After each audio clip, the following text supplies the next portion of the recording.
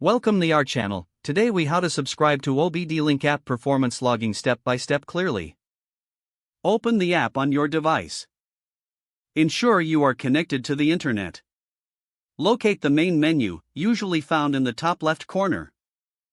Tap on the menu icon to reveal your options. Scroll down to find the subscriptions section. Select performance logging from the list. Review the information provided about performance logging features. Choose your desired subscription plan. Review the pricing and benefits of each plan. Select your preferred payment method. Enter any required payment details, such as credit card information.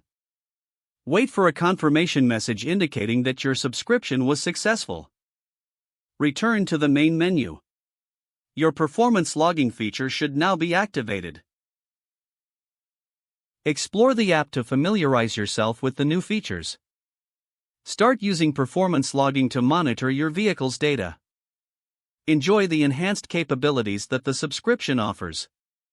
If the page does not load, refresh the browser or try again in a private or incognito window. Make sure you are using the correct email address, then retype it carefully to avoid small typos.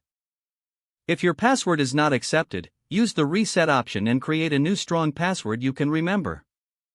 Check your spam folder for verification or security emails, then complete any requested confirmation steps.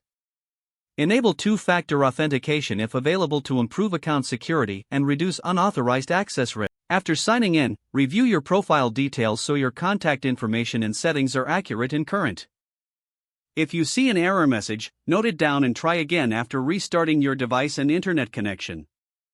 Log out when you finish, especially on shared devices, to keep your account and payment information secure.